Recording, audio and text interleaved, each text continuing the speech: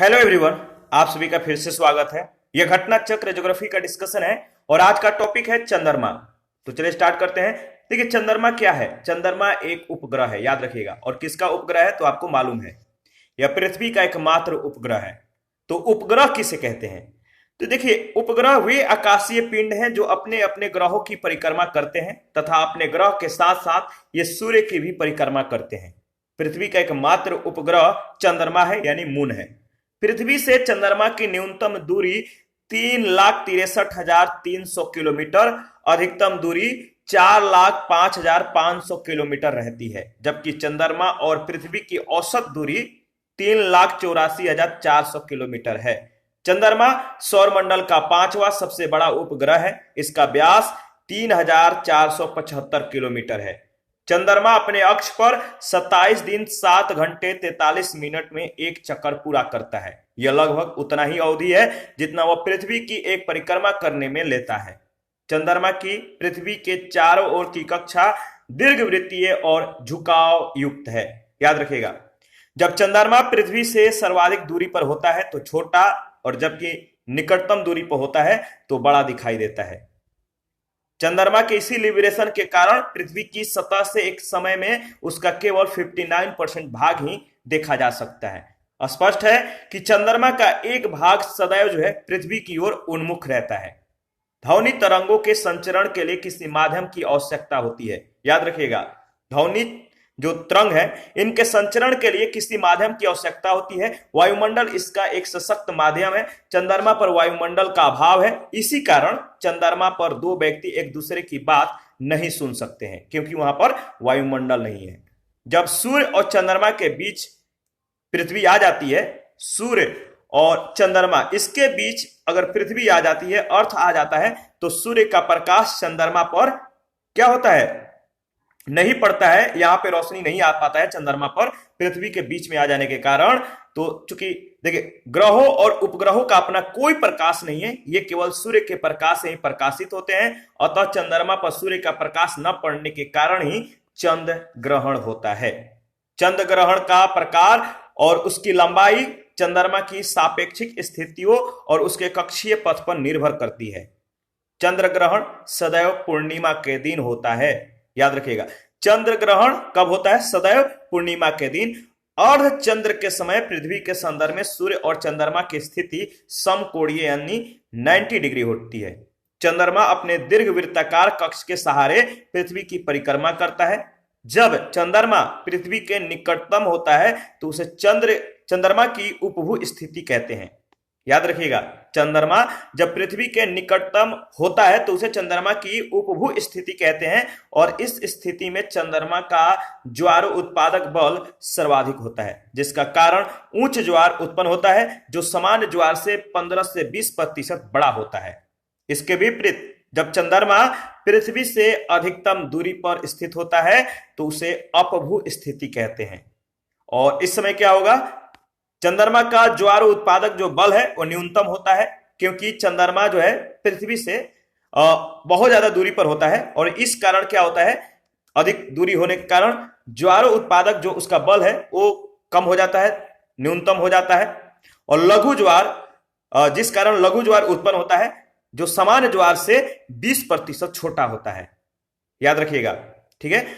देखिए, 22 दिसंबर 1999 को चंद्रमा पूर्ण उपभू पर था। कहां पर था? कब? तो 22 दिसंबर 1999 को चंद्रमा जो है पूर्ण उपभू पर था, यानी सबसे नजदीक था। और इस दिन चंद्रमा के पृथ्वी की सबसे निकटतम दूरी पर रहने के कारण ही यह सर्वाधिक चमकदार यानी दिखाई पड़ा। ब्राइटनेस इसमें सबसे ज्यादा था। और 14 नवंबर 2016 को पुनः पूर्ण उपभू की स्थिति बनी थी, जिसमें चंद्रमा 60 वर्षों में सर्वाधिक बड़ा और चमकदार दिखाई पड़ा था। और इस स्थिति को बोलचाल में क्या बोला जाता है? सुपरमून कहा जाता है। सुपरमून वह स्थिति है जब चंद्रमा पृथ्वी के सबसे निकटतम होता है। इसमें चंद्रमा लगभग 14% ज्यादा बड़ा और 30% अधिक चमकीला दिखाई पड़ता है। ब्लड मून एक परिघटना है जब पृथ्वी चंद्रमा पर पूर्ण छाया डालती है, तब पूर्ण चंद्र ग्रहण की स्थिति उत्पन्न होती है। इसमें चंद्रमा का रंग लाल हो जाता है और इसे ही ब्लड मून कहा जाता है।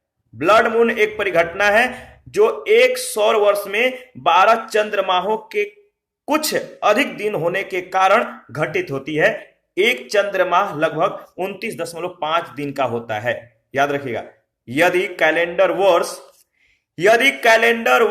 29.5 गुणे 12 अर्थात 354 दिन का होता है तो इसमें 12 पूर्णिमाएं होती हैं।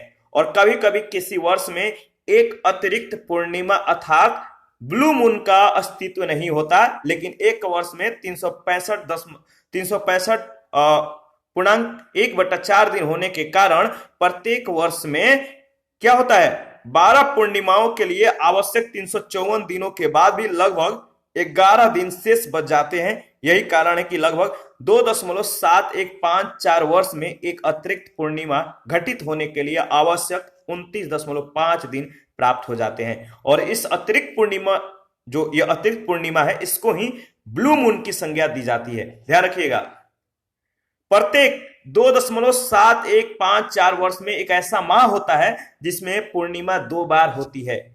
यद्यपि कि 2 पूर्णिमाओं के बीच अंतर लगभग 29.5 दिन का ही होता है। प्रचलित लोकप्रिय धारणा के अनुरूप जिस माह में 2 पूर्णिमा होंगी उसकी दूसरी पूर्णिमा को ब्लू मून कहेंगे। इसी आधार पर 2009 में, जिसमें क्रमशः 2 दिसंबर और 31 दिसंबर को पूर्णिमा का अवसर निर्धारित था, 31 दिसंबर की पूर्णिमा को ब्लू मून कहा गया।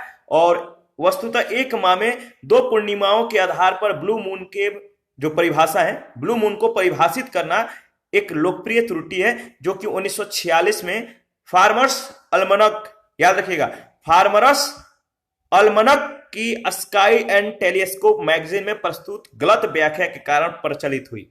1999 में इसी पत्रिका के द्वारा इस त्रुटि को दूर करने के लिए आलेख प्रकाशित किया गया। उल्लेखनीय है कि फार्मर्स अल्मनक के द्वारा प्रस्तुत ब्लू मून की परिभाषा को सर्वाधिक स्वीकृति प्राप्त हुई।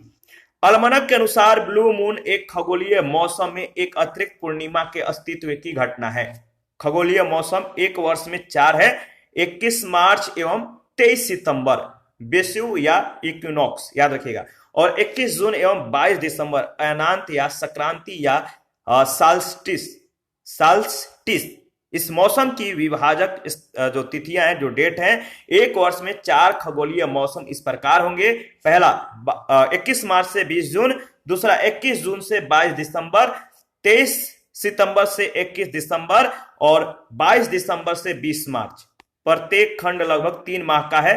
प्रत्येक खंड में सामान्यतः 3 पूर्णिमाएं होती हैं, किंतु प्रत्येक 2.7154 वर्ष में किसी एक खंड में 3 के बजाय 4 पूर्णिमा होती है। 4 पूर्णिमा वाला खंड ब्लू मून परिघटना वाला खंड होगा और इस खंड की 4 पूर्णिमाओं में से तृतीय को ब्लू मून कहा जाएगा। इस परिभाषा के आधार पर 2010 के खगोलीय मौसम खंड 23 सितंबर से 22 दिसंबर के दौरान कुल 4 पूर्णिमाएं 25 सितंबर, 24 अक्टूबर, 21 नवंबर और 20 दिसंबर को हुई।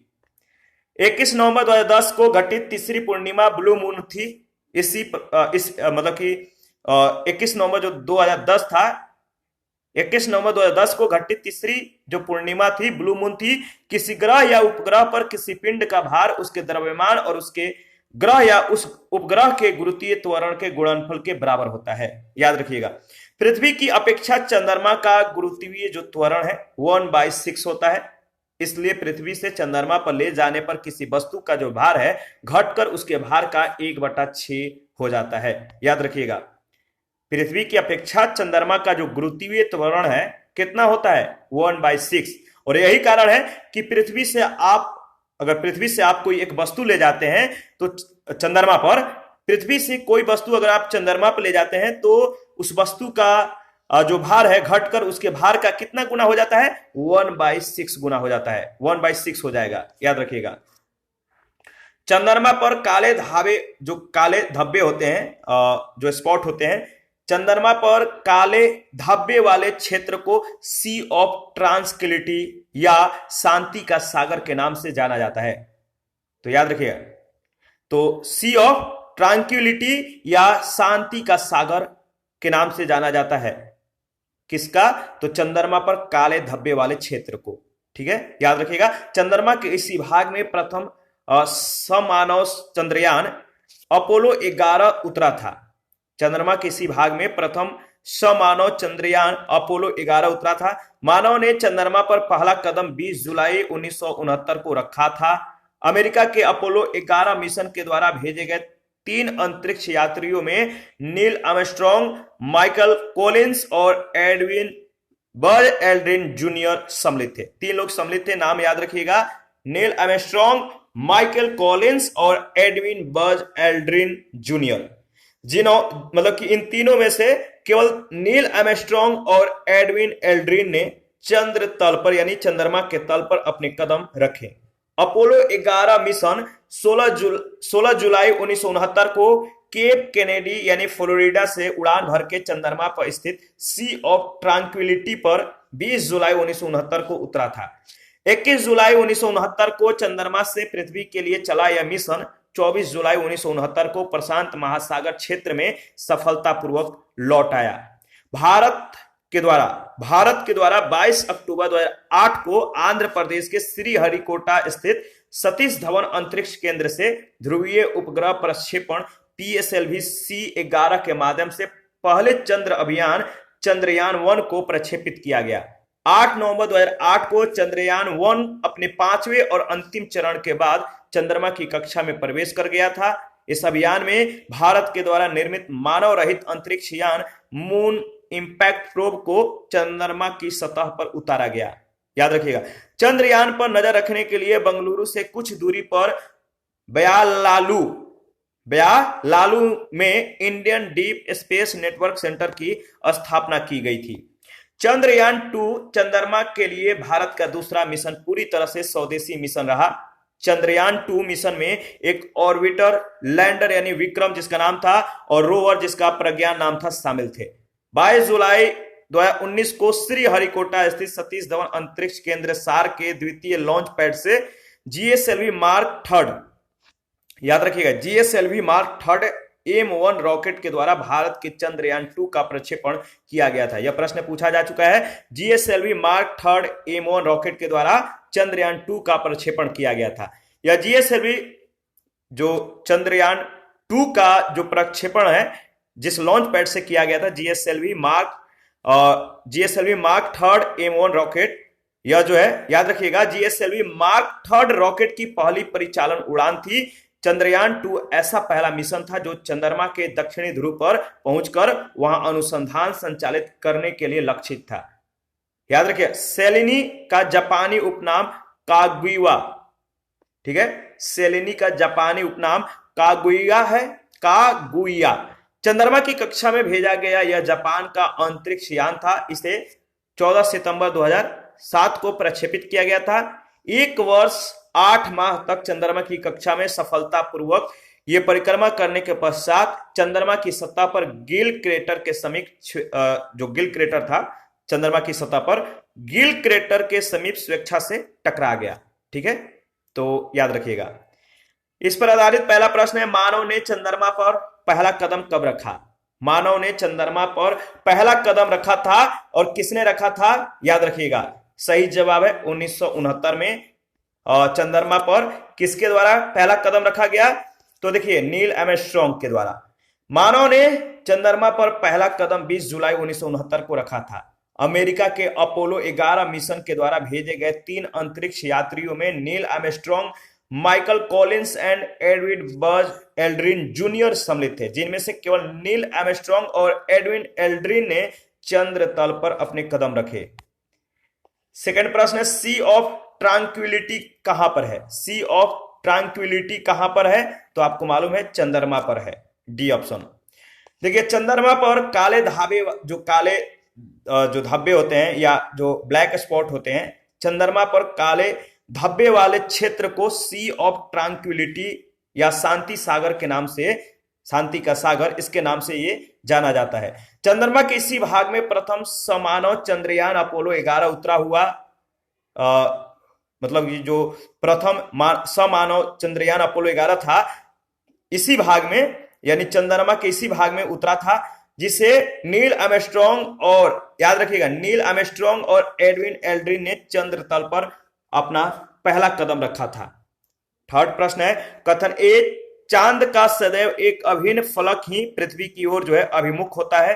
कारण आर, चांद अपने अक्ष पर 23.1/2 दिवस में घूर्णन पूरा करता है, जो लगभग उतना ही अवधि है जिसमें वह पृथ्वी की परिक्रमा पूरी करता है। बताइए इन दोनों में से यानी कथन और कारण में से कौन सही है? क्या एक दूसरे की ये व्याख्या कर रहे हैं या नहीं कर रहे हैं? तो देखिए इसका सही जवाब होगा सी ऑप्शन, यानी ए सही है परंतु आर गलत है। देखिए चंद्रमा की पृथ्वी के चारों ओर की कक्षा दीर्घवृत्तीय और झुकाव युक्त है। फलस्वरूप जब चंद्रमा पृथ्वी से सर्वाधिक दूरी पर होता है तो छोटा और जबकि निकटतम दूरी पर होता है तो बड़ा दिखाई देता है। चंद्रमा के अपने अक्ष पर घूर्णन गति उसके द्वारा की जाने वाली पृथ्वी की परिक्रमा, जिसे सिंक्रोनस घूर्णन कहा जाता है, के समान है। इस कारण चांद का सदैव एक अभिन्न फलक ही पृथ्वी की ओर मतलब कि कह सकते हैं अभिमुख हो जाता है। चंद्रमा पृथ्वी की परिक्रमा लगभग 27 पृथ्वी दिवसों में करता है तथा वह इतने समय में ही अपने अक्ष पर घूर्णन करता है। कथन ए सही है, कारण आर गलत है। प्रश्न संख्या 4 है, निम्नलिखित कथनों पर विचार कीजिए। कथन ए, पृथ्वी पर से चंद्रमा के पृष्ठ का केवल एक फलक ही दिखाई देता है। पृथ्वी पर से चंद्रमा के पृष्ठ का केवल एक फलक ही दिखाई देता है। कारण आर, अपने अक्ष पर चंद्रमा के घूर्णन का काल उसके पृथ्वी के चारों ओर घूमने के काल के बराबर होता है। इन दोनों में से आपको बताना है कौन सा कथन सत्य है। ए और आर दोनों सत्य है, आर ए का सही स्पष्टीकरण है। A option is right option. पृथ्वी से चंद्रमा का लगभग आधा भाग ही दिखाई देता है, इसीलिए कथन ए सत्य हो जाता है। पृथ्वी का उपग्रह चंद्रमा अपनी धुरी पर घूर्णन और पृथ्वी की कक्षा की परिक्रमा लगभग एक ही समय 27 दिन 7 घंटे 43 मिनट में पूरी करता है, इसलिए कारण आर भी सत्य हो जाता है। देखिए कारण आर कथन ए की सही व्याख्या इसलिए है क्योंकि तुल्यकालिक परिक्रमण के कारण ही चंद्रमा में द्रव्यमान का वितरण असममित है, जिससे पृथ्वी का गुरुत्वाकर्षण चंद्रमा के एक गोलार्ध को अपनी तरफ आकर्षित किए रहता है। 5 नंबर है, चंद्रमा के धरातल पर दो व्यक्ति एक दूसरे की बात नहीं सुन सकते। क्यों नहीं सुन सकते? कारण बताना है। तो क्यों नहीं सुन सकते? क्योंकि चंद्रमा पर वायुमंडल का अभाव है। ठीक है, तो याद रखिएगा ध्वनि तरंगों के संचरण के लिए किसी माध्यम की आवश्यकता होती है और वायुमंडल इसका एक सशक्त माध्यम है। चंद्रमा पर वायुमंडल का अभाव है, इसी कारण चंद्रमा पर दो व्यक्ति एक दूसरे की बात नहीं सुन सकते। 6 नंबर है, चंद्र ग्रहण कब होता है? चंद्र ग्रहण कब होता है? तो जब पृथ्वी यानी अर्थ सूर्य और मून के बीच आ जाती है। ठीक है, जिससे सूर्य का प्रकाश पृथ्वी के कारण चंद्रमा पर नहीं पड़ता है, तो क्या होता है? चंद्र ग्रहण। पृथ्वी सूर्य और चंद्रमा के बीच आ जाती है तब चंद्र ग्रहण होता है, ध्यान रखिएगा। देखिए जब सूर्य एवं चंद्रमा के बीच पृथ्वी आ जाती है तो सूर्य का प्रकाश चंद्रमा पर नहीं पड़ता है, क्योंकि ग्रहों का और उपग्रहों का अपना कोई प्रकाश नहीं है, ये केवल सूर्य के प्रकाश से ही प्रकाशित होते हैं। अतः चंद्रमा पर सूर्य का प्रकाश न पड़ने के कारण ही चंद्र ग्रहण होता है। चंद्र ग्रहण का प्रकार और उसकी लंबाई चंद्रमा की सापेक्षिक स्थितियों और उसके कक्षीय पथ पर निर्भर करती है। चंद्र ग्रहण सदैव पूर्णिमा के दिन होता है। प्रश्न संख्या 7, कौन सी परिस्थिति में चंद्र ग्रहण होता है? कौन सी परिस्थिति में चंद्र ग्रहण होता है? तो याद रखिएगा पूर्ण चंद्र, यानी सी ऑप्शन। प्रश्न संख्या 8 है, 22 दिसंबर 1999 को पूर्णिमा के चंद्रमा के सामान्य से अधिक चमकदार होने के लिए मुख्य उत्तरदायी कारक था। 22 दिसंबर 1999 को पूर्णिमा के चंद्रमा के सामान्य से अधिक चमकदार होने के लिए मुख्य उत्तरदायी कारक था उपभू, यानी डी ऑप्शन। 22 दिसंबर 1999 को चंद्रमा पूर्ण उपभू पर था। इस दिन चंद्रमा के पृथ्वी की सबसे निकटतम दूरी पर रहने के कारण ही यह सर्वाधिक चमकदार दिखा। 14 नवंबर 2016 को पुनः पूर्ण उपभू की स्थिति बनी थी, जिसमें चंद्रमा 60 वर्षों में सर्वाधिक बड़ा एवं चमकदार दिखाई पड़ा था। इस स्थिति को आम बोलचाल की भाषा में सुपर मून भी कहते हैं। और प्रश्न संख्या 9 है, जब अर्ध चंद्र होता है तो सूर्य पृथ्वी जब अर्ध चंद्र होता है तो सूर्य पृथ्वी तथा चंद्र के बीच का कोण होता है कितना? सही जवाब है 90 डिग्री। अर्ध चंद्र के समय पृथ्वी के संदर्भ में सूर्य और चंद्रमा की स्थिति समकोणीय होती है, 90 डिग्री होती है। आपको प्रश्न संख्या 10 में बेमेल को चुनना है। बेमेल को चुनिए। तो देखिए इसमें चंद्रमा जो है ये पृथ्वी का एक मात्र उपग्रह है, बाकी ये ग्रह है बुध, पृथ्वी, मंगल। तो आपका जो मून है यानी चंद्रमा जो है ये बेमेल है। मंगल यानी मार्स, बुध यानी मर्क्यूरी और पृथ्वी यानी अर्थ तीनों ग्रहों की श्रेणी में आते हैं, जबकि मून यानी चंद्रमा पृथ्वी का एकमात्र उपग्रह है। अर्थात उपयुक्त तीनों सूर्य का चक्कर लगाते हैं, जबकि चंद्रमा पृथ्वी का चक्कर लगाता है। इस प्रकार चंद्रमा उपयुक्त तीनों ग्रहों से भिन्न एक उपग्रह है। और 11 नंबर, निम्न में कौन सा ग्रह नहीं है? निम्न में आपको बताना है कौन सा ग्रह नहीं है। तो देखिए इसका सही जवाब होगा ए यानी चंद्रमा। और 12 नंबर में आपको क्या करना है? 12 नंबर में आपको मिलान करना है। तो चलिए मिलान करते हैं। इसका सही जवाब क्या होगा? सही जवाब है, देखिए ग्रह क्या है, इसमें ग्रह जो है यूरेनस एक ग्रह है। और उपग्रह बताइए, चंद्रमा देखिए एक उपग्रह है। पूछल तारा, तो हेली एक पूछल तारा है। और मैरिनर कृत्रिम उपग्रह यान है, यानी इसका सही जवाब होगा ए ऑप्शन। ध्यान दीजिएगा, चंद्रमा पृथ्वी का एकमात्र उपग्रह है। यूरेनस अर्थात अरुण का यह ग्रह है, यानी प्लेनेट है, जो सूर्य से दूरी के अनुसार 7वां। मैरिनर 9 मंगल ग्रह पर अन्वेषण के लिए 30 मई 1971 को नासा के द्वारा छोड़ा गया एक यान था। हेली पूछल तारा है जो 1835, 1910, 1984 और 1985 में पृथ्वी से दिखाई दिया। 13 नंबर, ब्लू मून परिघटना होती है। ब्लू मून परिघटना क्या होती है, कब होती है? तो इसका सही जवाब क्या होगा, आप बताइए। देखिए ब्लू मून जब एक ही माह में 2 पूर्णिमा हो तो क्या होता है? पहला वाला जो पूर्णिमा होगा या दूसरा वाला ब्लू मून कहलाएगा? कमेंट करके बताइए। नासा के अनुसार ब्लू मून वह परिघटना होती है जब किसी एक ही माह में 2 पूर्णिमा हो। ठीक है, याद रखिएगा। और 14 नंबर है, जब किसी वस्तु को पृथ्वी से चंद्रमा पर ले जाया जाता है तो उसका भार में क्या परिवर्तन होता है? तो देखिए जब किसी वस्तु को पृथ्वी से चंद्रमा पर ले जाया जाता है तो उसका भार घट जाता है। ठीक है, कितना घट जाता है? तो आपको मालूम है पृथ्वी की अपेक्षा चंद्रमा का जो गुरुत्वीय त्वरण है 1/6 होता है। इसीलिए पृथ्वी से चंद्रमा पर ले जाए जाने पर किसी वस्तु का भार घटकर उसके भार का 1/6 हो जाता है। देखिए सूत्र है, फॉर्मूला जो है याद रखिएगा। फॉर्मूला देखिए, पिंड का भार बराबर द्रव्यमान यानी m गुणे गुरुत्वीय त्वरण। ठीक है, याद रखिएगा। तो पिंड का भार बराबर द्रव्यमान गुणे गुरुत्वीय त्वरण, इसका सूत्र है। 15 नंबर, चंद्रमा की पृथ्वी से दूरी है कितना? चंद्रमा की पृथ्वी से दूरी है 364,000 kilometre. A option is right option. चंद्रमा एवं पृथ्वी के बीच की औसत दूरी 3,84,400 किलोमीटर है। विकल्पों में सबसे समीप का जो विकल्प है 3,64,000 किलोमीटर दिया गया है। पृथ्वी से चंद्रमा की अधिकतम दूरी 4,05,500 किलोमीटर रहती है।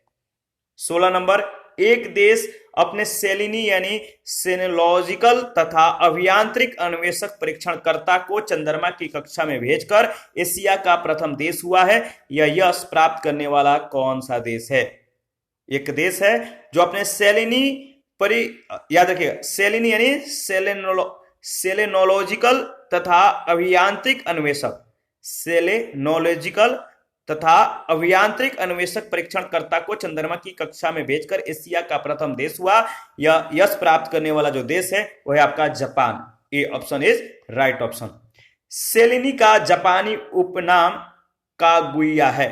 कागुया याद रखिएगा। चंद्रमा की कक्षा में भेजा गया यह जापान का अंतरिक्ष यान था। इसे 14 सितंबर 2007 को प्रक्षेपित किया गया था। इसी के साथ आज का सेशन समाप्त करते हैं। नेक्स्ट सेशन में क्षुद्र ग्रह के बारे में डिस्कस करेंगे। आप अपना प्रतिक्रिया जरूर दीजिए, आपके प्रतिक्रियाओं का हमें बेसब्री से इंतजार रहता है। जिन लोगों ने Telegram channel, Telegram quiz group, Facebook page, Instagram को ज्वाइन नहीं किया है, वीडियो के डिस्क्रिप्शन बॉक्स में उसका लिंक है, आप ज्वाइन कर सकते हैं।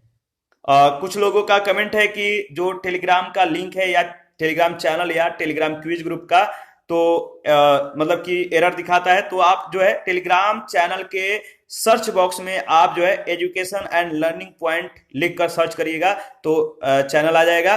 या क्विज ग्रुप का जो आप जो नाम है एग्जाम फ्रेंजी के नाम से टेलीग्राम के सर्च बॉक्स में उसे सर्च कीजिएगा, एग्जाम फ्रेंजी टाइप कर कर, तो आपका जो है वो जो ग्रुप है आपको सीन करने लगेगा, आप ज्वाइन कर सकते हैं। इसी तरह आप कर सकते हैं, ठीक है। और जिन लोगों को घटना चक्र का पीडीएफ चाहिए आप ले सकते हैं, कमेंट कर सकते हैं, या Telegram channel Telegram quiz group में या चैनल के कम्युनिटी बॉक्स में इसके रिगार्डिंग में इंफॉर्मेशन को डाल दिया गया है, आप वहां से भी हमें कनेक्ट कर सकते हैं। थैंक यू, मिलते हैं नेक्स्ट सेशन में।